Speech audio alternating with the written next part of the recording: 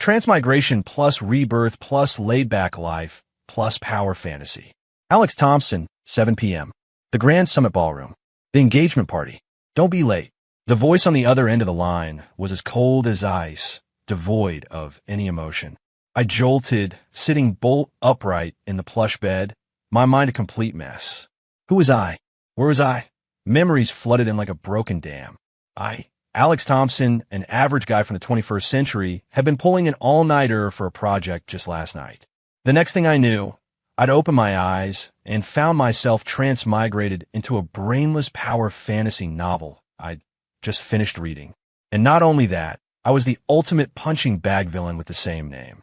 A privileged rich kid who was good for nothing beyond his deep pockets and a pretty face. That ice-cold beauty on the phone? She was the novel's female lead, my fiancée, the formidable CEO of Harrison Industries, Brooke Harrison. According to the original plot, at tonight's engagement party, I, the ultimate suck-up and punching bag, would make a fool of myself trying to impress Brooke. The self-made mogul Jake Maxwell, the male lead, would then swoop in to humiliate me, making me the laughingstock of the entire city. From that moment on, my life would be a downhill roller coaster, culminating in financial ruin and a tragic end. Brooke, meanwhile, would be utterly captivated by Jake Maxwell's charisma and talent, falling into his arms for a dramatic, angsty romance where she runs, he chases, neither can escape. I shivered. Screw the plot. Screw the mogul. Being a workhorse in my last life was exhausting enough. Now that I've been given the life of a top-tier rich kid with a six-pack, sculpted physique, and a face so handsome, it's almost criminal. Why on earth would I waste it being a doormat? Was I out of my mind? Hello? Alex Thompson, are you listening? Brooke's voice held a hint of impatience. She probably thought I was pulling another one of my stunts. I cleared my throat, then spoke into the phone in a tone more composed than I'd ever used before.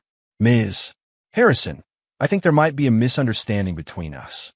The line went silent. She clearly hadn't expected that response. In her memory, Alex Thompson, had always been subservient, hanging on her every word, practically offering her my heart on a platter. What misunderstanding? Her voice sharpened with a touch of caution. I smiled, swung my legs off the bed, and walked barefoot across the soft wool rug to the massive floor-to-ceiling windows, gazing out at the bustling city below. The misunderstanding is I'm not interested in you, and I'm certainly not interested in Harrison Industries. So this engagement, it's off. We're done. I said it as casually as commenting on the weather. On the other end, dead silence. I could almost picture the utterly bewildered expression on Brooke's usually stoic face. After a good 10 seconds, her icy voice finally returned, laced with suspicion and scrutiny. Alex Thompson, what game are you playing now? Trying to play hard to get. Don't bother. I would never fall for someone like you. I scoffed. Ms. Harrison, you seriously overestimate yourself. I was immature before, but I've thought it through now. What would I do with an ice-cold woman like you? Marry her and treat her like a museum exhibit. As much of a jerk as I am, I'm not going to sacrifice my happiness for the rest of my life. That's it. My lawyer will send the termination agreement to your office tomorrow. Goodbye. With that, I didn't give her a chance to argue, ending the call immediately. I then silenced my phone and tossed it back onto the bed. The world was quiet. I stretched, feeling the surge of power in this young body. Six-pack abs, definitely real. The man in the mirror had sharp brows, bright eyes, and a tall nose. A face that could indeed make countless women swoon. Most importantly, the Thompson family's wealth and influence were enough for me to live more comfortably than a king in this world. As long as I didn't provoke that destined duo. Young master, are you awake? A middle-aged man in a butler's uniform respectfully knocked on the door. I recognized him as Mr.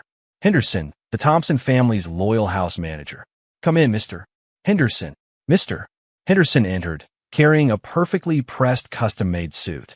Young master, this is your attire for tonight's engagement party. I waved a hand. Toss it.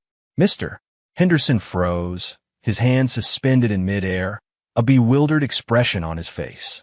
Young master, I said, toss it. I repeated, walking into my walk-in closet and pulling out a comfortable casual outfit. Also, spread the word. Fire all those ridiculous senior consultants we've been paying a fortune for. Pay them for this month, of course. Those so-called consultants were just expensive dead weight the original Alex had hired to look good for Brooke. And please book a private chef from the Gilded Spoon. Tell them I'll be there tonight to try their legendary chef's reserve steak. The engagement party. You're not going. Mr. Henderson's mouth dropped open wide enough to fit an apple. No. I clapped him on the shoulder. Mr. Henderson, starting today, I've made a decision. I'm going to live the easy life. Mr. Henderson. I didn't explain further, whistling as I walked out of the room. Living the easy life starts with enjoying a good meal. As for Brooke and that so-called mogul, I wish them all the best. Just stay on my way. The Grand Summit Ballroom. The opulent ballroom was buzzing with guests, all dressed in their finest. Brooke Harrison wore a custom-designed white evening gown, looking like a goddess on a snow-capped mountain, cool and elegant. But at this moment, her exquisite face was covered in a frosty scowl. It was already 7:15. Alex Thompson still hadn't arrived. Her phone lay silently in her clutch, no messages. This was unprecedented. That man used to stick to her like glue 24/7. How could he possibly be late for such an important engagement party? Brooke, what's going on? Where's that Thompson boy? Her father walked over, frowning, his face grim. Brooke bit her lip, unsure how to explain. Should she tell her father that Alex had called to break off their engagement? Who would believe that? Everyone in their circle knew Alex Thompson was madly in love with her, willing to do anything for her. I bet he's doing this on purpose, trying to manipulate you. Chloe Davis, Brooke's friend and a socialite from a prominent family, spoke up, her tone laced with disdain. She wore a vibrant pink dress, her features striking. Brooke said nothing, but a similar thought was forming in her mind. Playing hard to get. Alex was definitely trying to grab her attention this way, making her reach out to him. So childish and pathetic. There was no way Brooke Harrison would be manipulated by such a cheap trick. He can come or not, I don't care. Brooke retorted coolly, picked up a glass of champagne, and turned away, leaving a haughty silhouette for the onlookers. She decided, even if Alex Thompson got on his knees and begged her today, she wouldn't forgive him. Meanwhile, I was in a top-tier private dining room at the Gilded Spoon, enjoying a feast. The legendary chef's reserve steak was brought to the table, and the moment the lid was lifted, the rich aroma filled the entire room. I took a deep breath, my eyes closing in satisfaction. The work of a true master chef, indeed. I poured myself a glass of my private stock of aged bourbon, a 10-year-old vintage I'd brought. The smooth liquor glided down my throat, pairing perfectly with the rich, savory flavors of the meal. It was a divine experience. What engagement party? What ice-cold CEO? Could any of it compare to this? Young master, it's a call from the Harrison family. Mr. Henderson came in, holding a burner phone, his expression a bit strange. My private phone had been off for hours. I didn't even look up, picking up a tender piece of steak. Hang up. It's Mr. Harrison Sr. himself. Mr. Henderson whispered. I said hang up. My voice sharpened slightly. From now on, I'm not taking any calls from the Harrison family. Understood. Yes, sir. Yes, sir. Mr. Henderson jumped, nodding frantically, and quickly disconnected the call. He watched me leisurely savoring my meal, utterly perplexed. What on earth had gotten in a young master? To disrespect Mr. Harrison Sr. like this, it was truly revolutionary. At the same time, in the ballroom, Mr. Harrison Sr. hung up the phone, his face as black as thunder. Outrageous. Absolutely outrageous. That Alex Thompson's house manager dared to hang up on me. Guests nearby heard the commotion and turned their curious gazes, whispers erupting. What's going on? Has the Thompson heir still not arrived? I heard he stood up the Harrisons.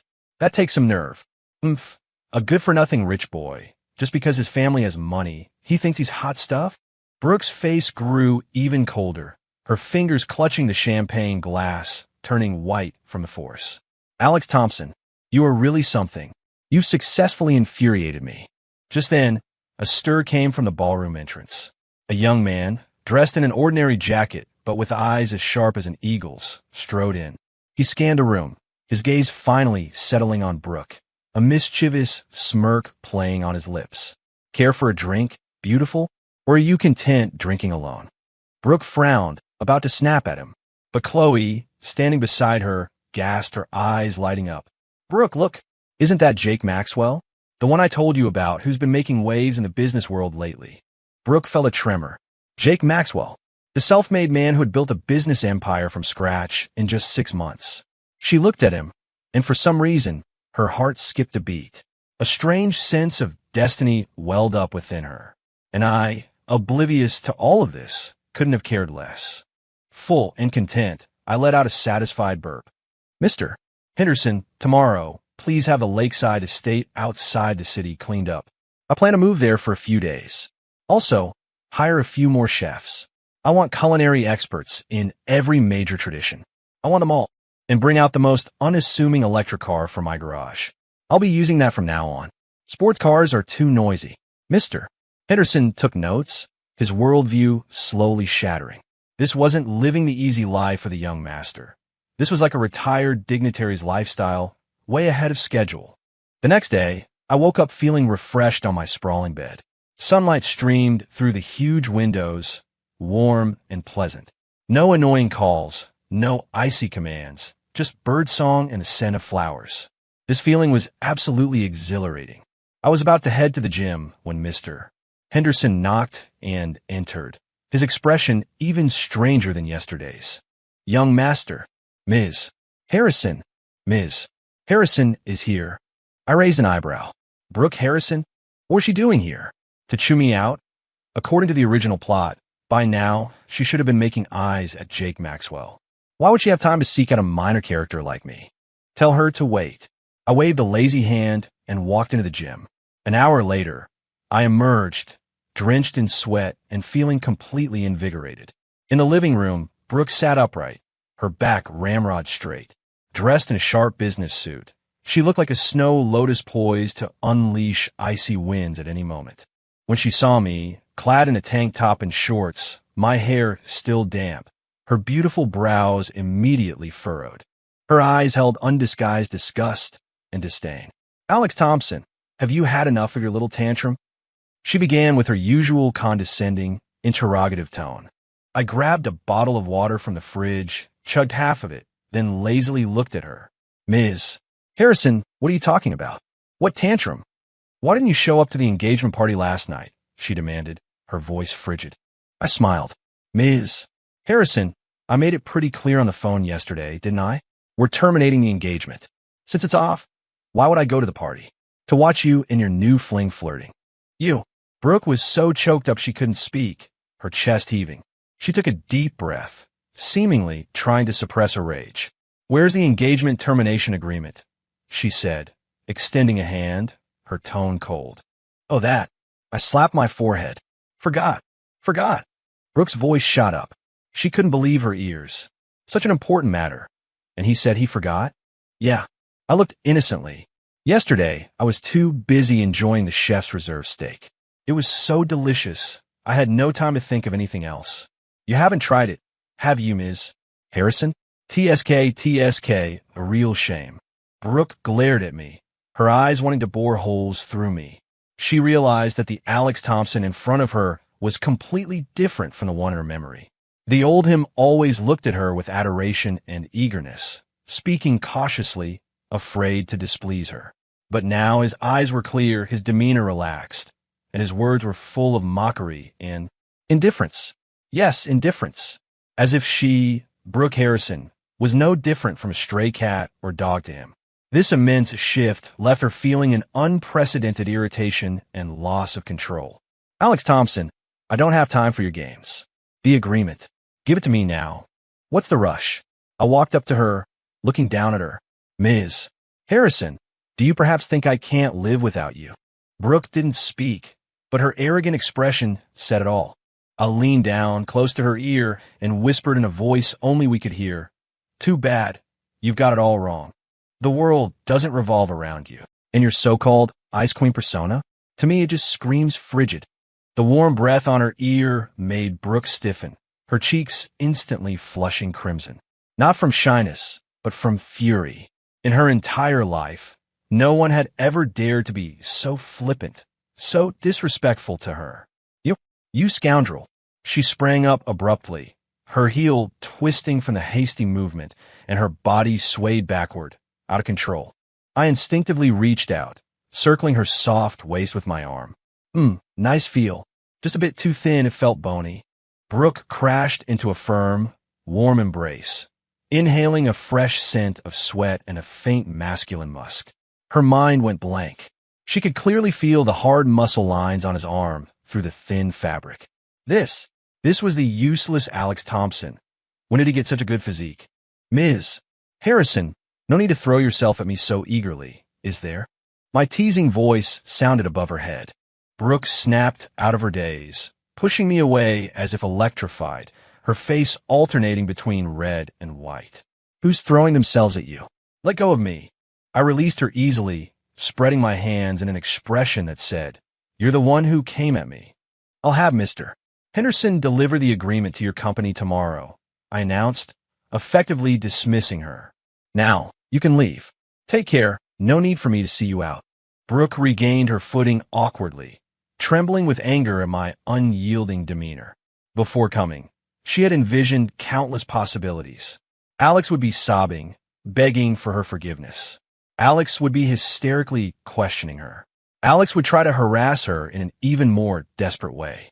But she had never imagined he would be so utterly indifferent. She felt like she was punching a pillow, all her strength wasted. "Fine, Alex Thompson, you just wait. You'll regret this." After dropping this utterly pointless threat, Brooke stalked out on her heels, not looking back. I watched her retreating figure, and I shook my head. "Regret? You're the one who'll be regretting this, my former fiancée."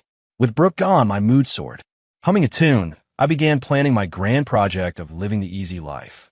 First, food. Food is paramount. I neglected my stomach in my last life. This time, I had to make up for it. I had Mr. Henderson contact the country's top private chefs, signing long-term contracts for them to rotate cooking for me. Then, living arrangements. The downtown penthouse was too noisy, so I moved directly to the lakeside estate with a natural hot spring. It was nestled by mountains and water, the air fresh, and it had a massive natural hot spring pool, a perfect retirement haven. Finally, hobbies. I had Mr. Henderson gather various traditional brewing recipes. I planned to make my own wine. Whiskey, fruit wine, homemade rose. Just looking at the recipes, I was already excited. Mr. Henderson looked at my list, completely stunned. "Young master, are you enjoying life?" I patted his shoulder, speaking earnestly. "Mr. Henderson, in life, happiness is the most important thing." Mr. Henderson nodded, still not quite understanding. He just felt that his young master had been a completely different person since he skipped out on the engagement party. Though his actions seemed more unconventional, his eyes were infinitely brighter than before. It was an inner relaxation and joy. That afternoon, I soaked in the outdoor hot spring, sipping a tall glass of sweet tea, gazing at the distant green mountains and clear waters. I felt like life had reached its peak. Just then, my new phone rang. It was an unknown number. I answered it casually, putting it on speaker. "Hello, who is this?" "Is this Mr. Alex Thompson? My name is Lily Smith." "Lily Smith?" I paused, then dug that name out of a corner of my memory. In the original novel, she was a minor female character who appeared for less than 3 chapters. A socialite whose family had fallen on hard times. Because she was beautiful, the original Alex had tried to force her into a sugar daddy arrangement, only to be heroically rescued by the male lead, Jake Maxwell, who in turn humiliated the original Alex. Wait, the plot seemed off. I hadn't even gotten around to provoking her yet. Why was she calling me? "Ms. Smith? Do we know each other?" I asked, playing dumb. Lily on the other end seemed a bit nervous, her voice growing quieter. No, we don't. But Mr. Thompson, I wanted to ask for your help." "Help?" I chuckled. "We're strangers. Why should I help you?" I can pay you," she quickly said. "I know a food truck that makes the best spicy Korean barbecue tacos in the city. I'd like to treat you." This girl, was her thought process a little unique? Offering a plate of tacos to ask for help from a billionaire? Interesting. What kind of help? I grew a little curious. My younger brother is in the hospital, and he needs a lot of money for surgery. I heard that you were looking for a culinary assistant, and the pay is very good. Do you think could I apply?" I can cook a lot of dishes. I know a little about all the major culinary traditions.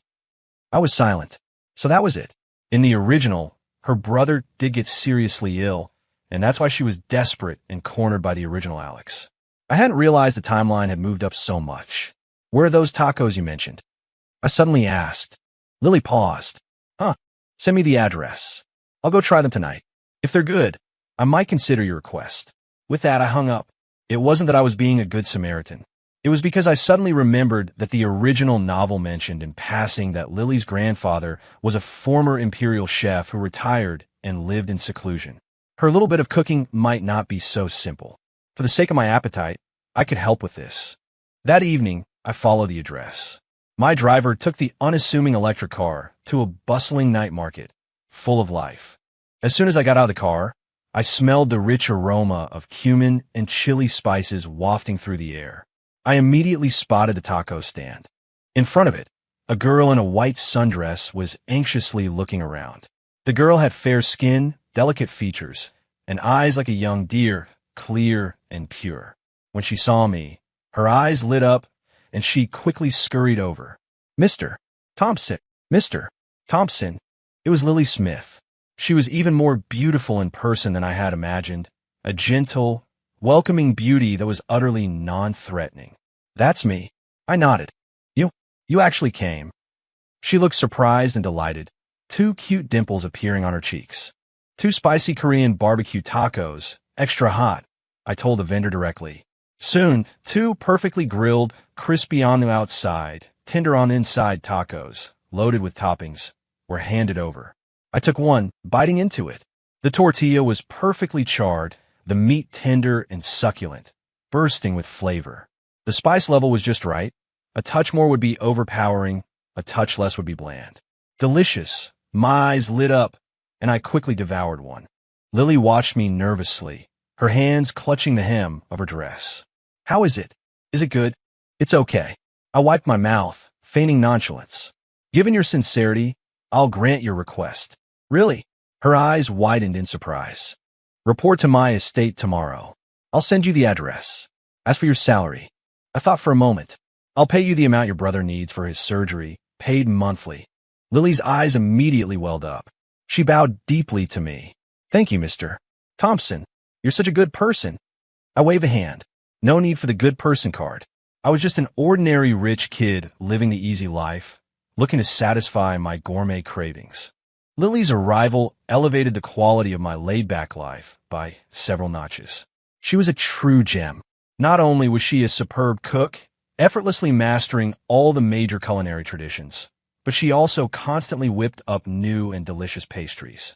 More importantly, her personality was sweet and gentle, her temper excellent, and her 2 dimples when she smiled were incredibly endearing. My daily routine became eating, soaking in a hot spring, and watching Lily cook. Occasionally, I'd even step in myself, showing off a few brewing techniques I'd learned from ancient recipes. Lily would sit on a small stool nearby, propping up her chin, watching me like a curious kitten. Alex, you're so amazing. You even know how to brew wine. After spending more time together, she now dared to call me by my first name. Basic stuff, I said, feigning deep thought but feeling pleased inside. Is this berry wine? It smells so good.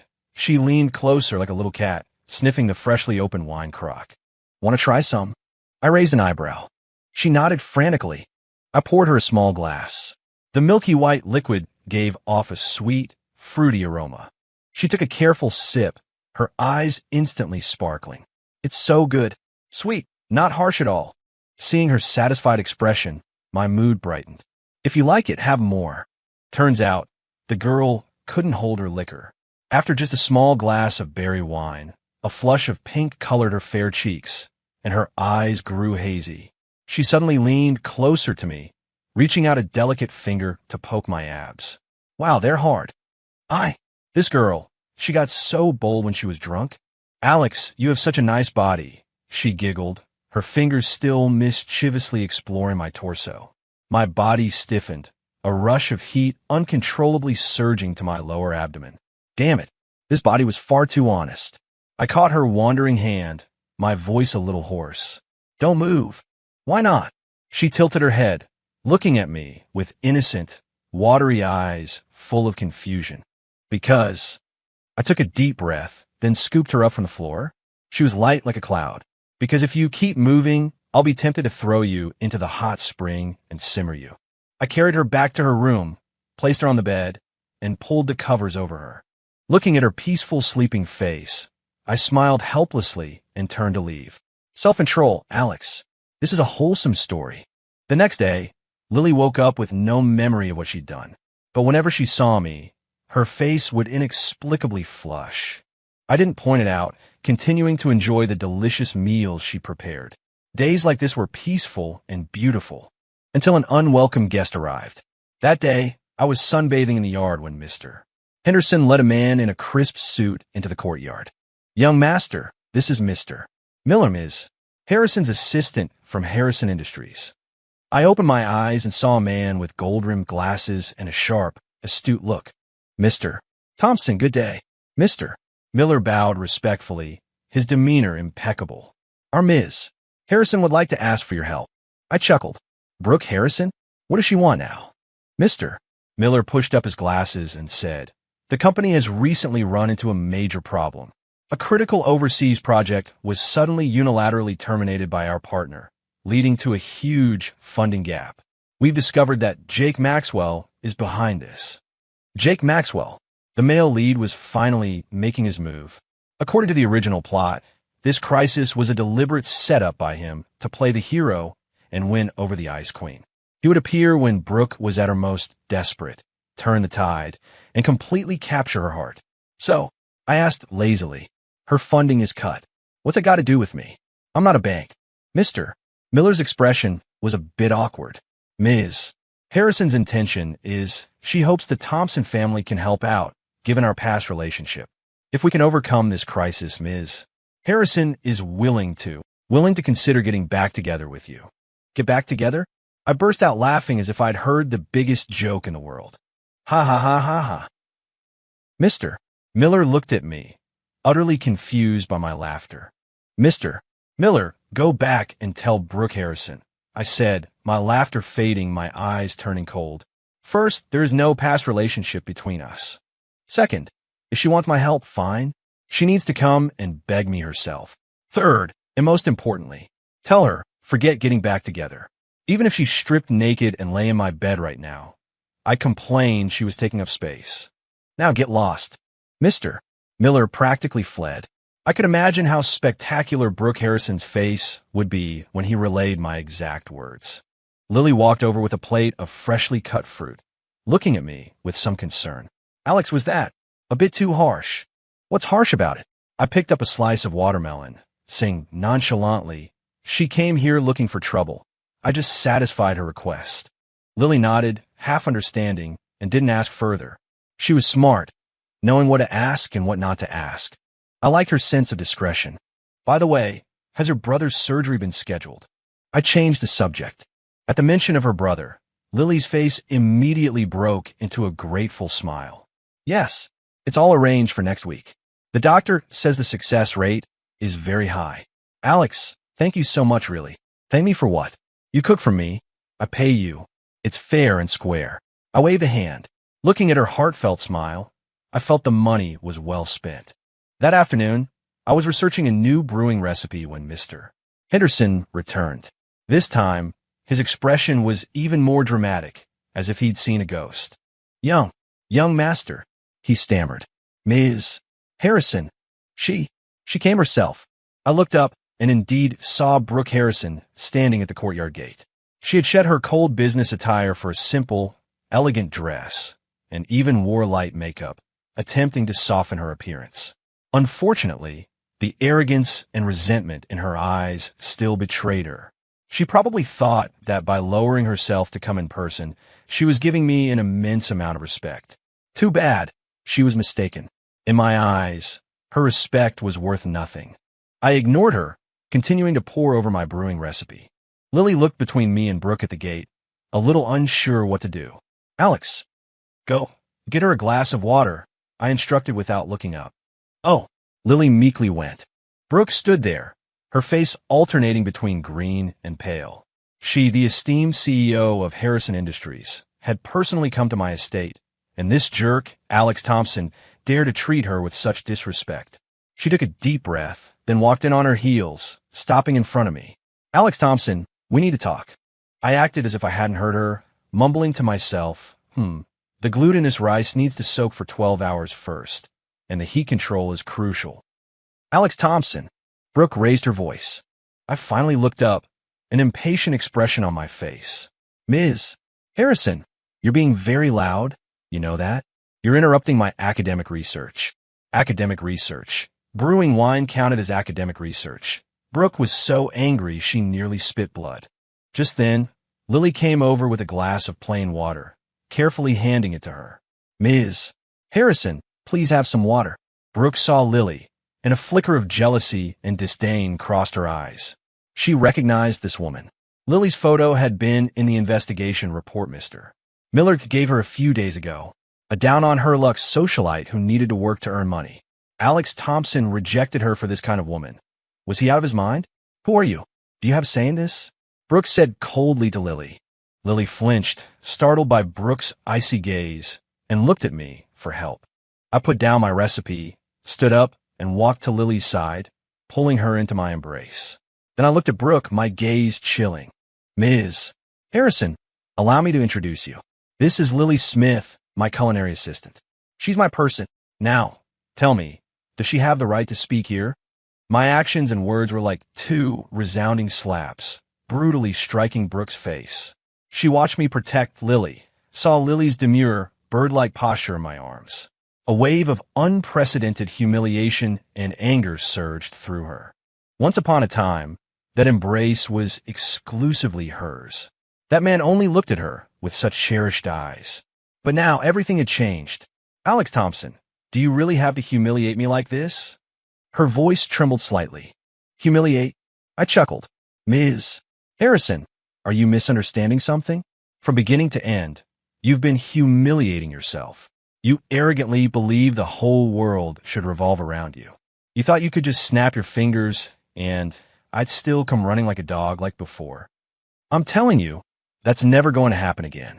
Take your pride and dignity and get out of my place. You're not welcome here. My words were cutting, each one piercing her heart. Brooke's face instantly turned ashen. Brooke left, her retreating figure desolate, carrying a mix of resentment and defeat. I watched her disappear through the gate, not a ripple in my heart. If only she had known then what she knew now. Alex, were you too harsh on her? Lily asked softly from my embrace. I looked down at her, seeing genuine concern in her big eyes. I pinched her cheek, smiling. You're just too kind-hearted. When dealing with self-important women like that, you can't leave them any room for fantasy. Otherwise, they'll cling to you like a persistent leech endlessly. Lily nodded, still not quite understanding, but obediently said nothing further. I like her obedience. In the following days, Brooke Harrison didn't bother me again. I heard that Harrison Industries' crisis worsened, stock prices plummeted, and banks were demanding loan repayments. She was utterly overwhelmed. And the self-made mogul Jake Maxwell finally made his grand entrance, as per the script. He publicly announced a strategic investment in Harrison Industries. Calling it an investment was merely a polite way of saying he intended to seize the opportunity, swallowing Harrison Industries at the lowest possible cost. Brooke, of course, wasn't foolish. She saw Jake Maxwell's ambition, but had no other choice. She refused Jake Maxwell. This infuriated Jake Maxwell. In his eyes, he was condescendingly coming to rescue her. She should have accepted gratefully. How dared she refuse? So, he intensified his pressure. Overnight, the entire business world was watching the Harrisons' downfall. Mr. Henderson told me all these tidbits as gossip. I just smiled after hearing them, continuing my grand brewing project. That day, a new batch of my peach wine was finally ready. The moment the jar was opened, the entire courtyard filled with a delightful fragrance. I poured a glass for Lily. She took a sip, her eyes happily closing. Wow, it's so good. It tastes like peaches. Naturally, I picked the peaches myself to make this, I said proudly. We sat in the courtyard, facing the green mountains and clear waters, enjoying the wine and pastries. A tiny kitten eyed just rescued, was rolling at our feet. The scene was perfectly harmonious and beautiful. Suddenly, the roar of an engine shattered the tranquility. A flashy red Ferrari pulled up to the gate of my estate. The car door opened, and a man dressed in designer clothes, with slick back hair, looking like he owned the place, radiating main character energy, stepped out. It was Jake Maxwell. Behind him, looking humiliated and resentful, was Brooke Harrison. I raised an eyebrow. Well, the main characters have teamed up to confront me. The villain? Jake Maxwell strode in, saw me, then glanced at Lily beside me. A flicker of surprise crossed his eyes, quickly replaced by intense disdain. "You're Alex Thompson?" He scrutinized me with a condescending gaze, his tone full of arrogant superiority. I couldn't be bothered to respond, continuing to play with the kitten at my feet. Ignored, Jake Maxwell's face darkened. "I'm talking to you, you coward who hides behind women." I finally looked up, giving him a cool glance. "Who are you? State your name." "I, Alex Thompson, don't talk to nobodies." "You." Jake Maxwell was incensed. "Listen up. I am Jake Maxwell, CEO of Genesis Enterprises." "Oh, Jake Maxwell." I nodded, as if in sudden realization. "Never heard of you." Lily beside me couldn't help but giggle. She quickly covered her mouth, but her crescent moon eyes betrayed her amusement. Jake Maxwell's face instantly turned a deep shade of crimson. He, the great Jake Maxwell, was used to being the center of attention wherever he went. Today, he was being publicly humiliated by a mere rich kid. "Alex Thompson, I'm here today to give you a chance." He suppressed his rage, pointing at Brooke behind him. "If you get on your knees right now and apologize to Brooke and transfer half of your family's assets to Harrison Industries, I might consider letting you off the hook." I looked at him as if he were an idiot. "Did a donkey kick you in the head? You want me to kneel and apologize? Transfer assets? Who do you think you are? You actually think you can make demands of me?" I stood up, walking closer to him step by step. My height advantage allowed me to completely loom over him. "Jake Maxwell, right? I don't care if you're some Genesis or Doomsday Mobile. I'll tell you one thing." My voice wasn't loud, but it was filled with an undeniable sense of menace. "This is my property. Now, take your woman and get out. Immediately. Leave my property. Otherwise, I won't mind having both of you carried out horizontally." The air seemed to freeze. Jake Maxwell's eyes widened, looking at me in disbelief. Since he started his career, he had been invincible, relying on his foresight and ruthless tactics. He had never been treated like this before. A rich kid he considered an ant dared to tell him to get out? "You're asking for it." Jake Maxwell roared, swinging his fist as big as a casserole dish straight at my face. According to the original plot, I, the weakling, would be sent flying by his punch, then stomped on and thoroughly humiliated. Unfortunately, the current me was not the original Alex. I worked out daily, and my physical fitness was far superior. Facing his ferocious punch, I simply shifted my body slightly, easily dodging it. At the same time, I struck like lightning, grabbing his wrist and giving it a slight twist. Crack! A crisp sound of bone cracking echoed. "Ah!" Jake Maxwell let out a blood-curdling scream, his entire face contorted in agony. My hand is broken." He clutched his deformed wrist, writhing on the ground in pain. The entire process was lightning fast. Brooke and Lily, standing nearby, were stunned. Especially Brooke. Her mouth hung open, her beautiful eyes filled with shock. This was still the supposedly helpless Alex Thompson. When did he become so strong? Annoying. I frowned in disgust, kicking Jake Maxwell in the stomach. He immediately doubled over like a shrimp, his scream caught in his throat, unable to escape. I walked up to him, crouched down, and patted his face, which was twisted in pain. "Jake Maxwell, didn't you hear what I just said? I told you to get out. It seems you don't know how to get out. Do I need to teach you?"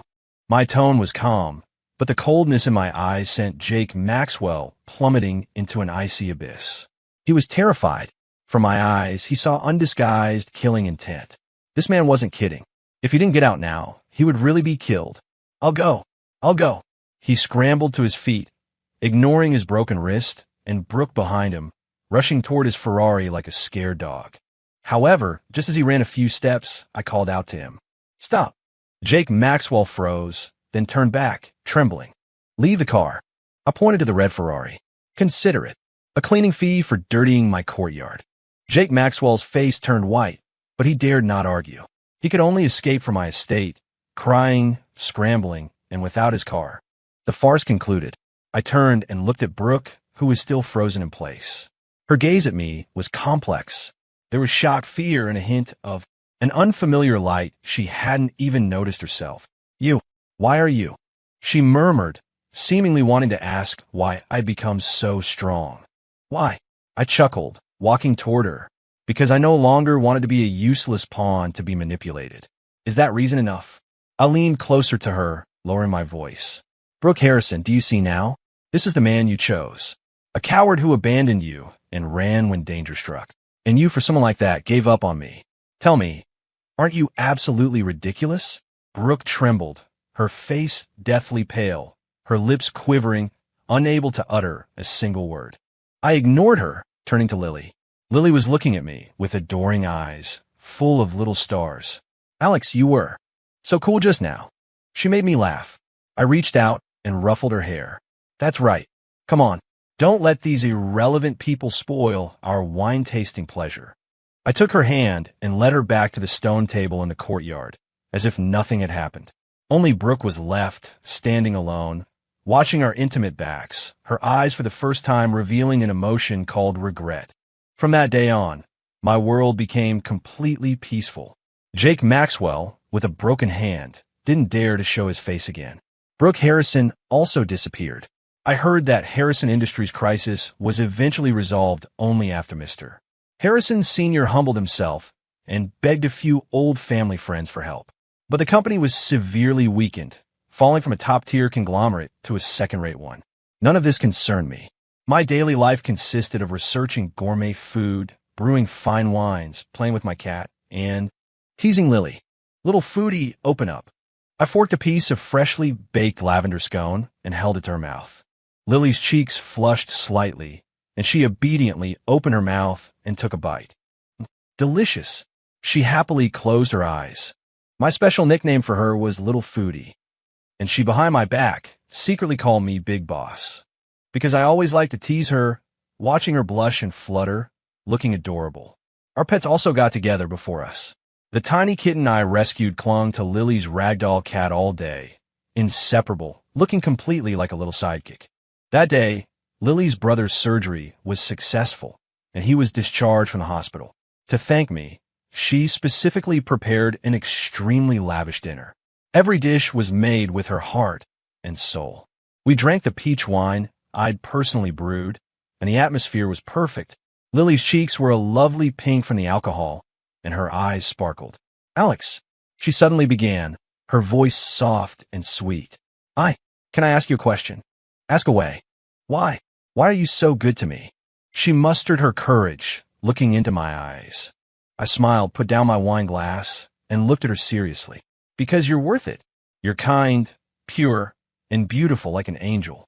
Being with you, I feel comfortable and relaxed. So, I want to be good to you. I want to protect you. I don't want you to suffer any harm.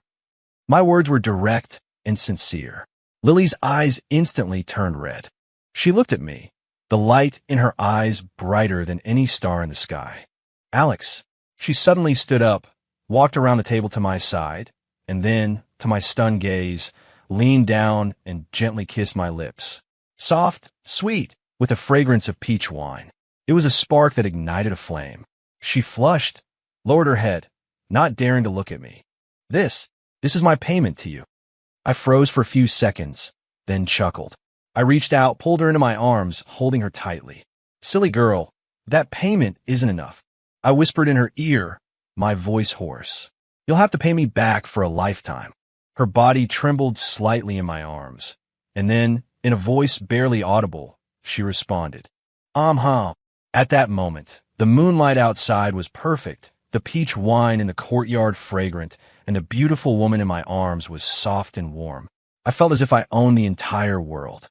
My relationship with Lily was thus established. Life became even sweeter. We researched recipes together, brewed wine together, went to the mountains to pick the freshest ingredients, and curled up on the sofa to watch old movies. My lakeside estate was filled with laughter every day. Mr.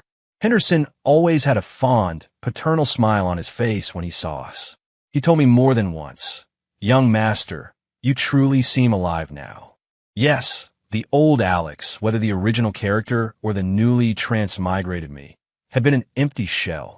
It was Lily who, with her sunshine and warmth, filled my heart. That day, there was a grand charity gala in the city. The host was an old friend of Lily's grandfather, and he specifically sent an invitation, inviting us to attend. I originally didn't want to go to such a boring event, but Lily said she wanted to see it. She wanted to formally introduce me to everyone she knew. I looked at her eager eyes, my heart softening. Okay, whatever you want.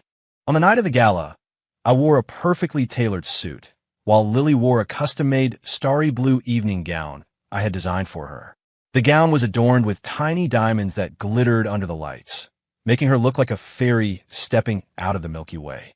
The moment we entered, we attracted everyone's attention. Oh my God, who is that man? He's so handsome. And the girl next to him is so beautiful. They're like a match made in heaven. Wait, that man. Isn't that Alex Thompson from the Thompson family? No way. Isn't Alex Thompson a good-for-nothing playboy? How could he have such an aura? Amidst the whispers, I, oblivious to the stares, held Lily's hand and walked to the dessert table, starting to feed her various small cakes. This tiramisu is good, try it. This mousse is too sweet, don't eat it.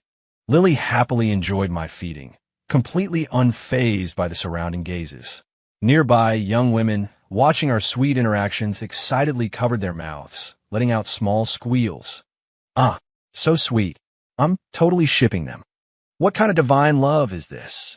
I want a boyfriend who's so handsome and feeds me. Just then, a discordant voice rang out.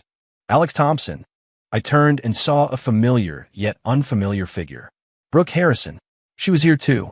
She wore a black evening gown, looking thinner and more haggard than before. Her gaze was fixed on my hand, intertwined with Lily's, her eyes filled with complex emotions, jealousy, resentment, and a deep regret she herself might not have yet fully processed. Behind her, Jake Maxwell followed, his face grim. His hand was still in a cast. Talk about an unfortunate reunion. Something wrong? I asked blandly, not even bothering to give her an extra glance. Brooke looked at me, her lips moving as if to speak. But Jake Maxwell cut her off, pointing at me, shouting with false bravado, Alex Thompson, you coward. What kind of skill was that cheap shot last time? Today, I'll make you realize the consequences of offending me. Jake Maxwell. As soon as he finished speaking, several bodyguards in black suits emerged from the crowd, surrounding us. The gala guests scattered in fright, and the scene descended into chaos. Lily, a little scared, gripped my arm tighter. I patted her hand, reassuring her. Then, I looked at Jake Maxwell as if he were a clown. Just these few scrubs. Jake Maxwell, it seems last time's lesson wasn't profound enough. You. Jake Maxwell was enraged by my disdain. Get him. Take him down. I'll take responsibility for whatever happens. The bodyguards exchanged glances, then charged at me. I shielded Lily behind me, ready to act. Suddenly, an old but powerful voice boomed across the hall. Who dares lay a hand on my granddaughter's husband? As the voice fell silent, the crowd automatically parted, creating a path. An elderly man in a traditional Chinese suit, looking hale and hearty, emanating authority, strode over, surrounded by a group of people. Seeing the elder, the entire hall erupted in murmurs. It's Mr. Smith. Why is he here? My God, it really is the legendary Mr. Smith. He's a national treasure. What did he just say? Granddaughter's husband? Who's his granddaughter's husband? Under everyone's shocked gazes, Mr. Smith walked directly to us. He first gave Lily a loving look, then his gaze settled on me, a satisfied smile appearing on his face. Good man, you've got my old spirit. Lily, blushing, squeezed my hand and softly introduced, Alex, this is my grandfather. I quickly and respectfully greeted him. Hello, Grandpa. Mr. Smith nodded approvingly. Then, he turned, his sharp gaze sweeping over Jake Maxwell.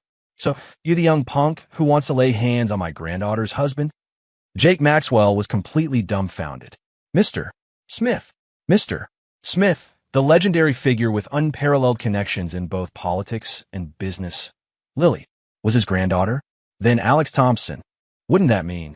A chill ran down Jake Maxwell's spine, straight to his head. He was finished. He had provoked someone he absolutely could not afford to provoke. Mr. Smith. A misunderstanding. It's all a misunderstanding. He was so terrified he stammered incoherently, his legs giving out, and he felt his knees.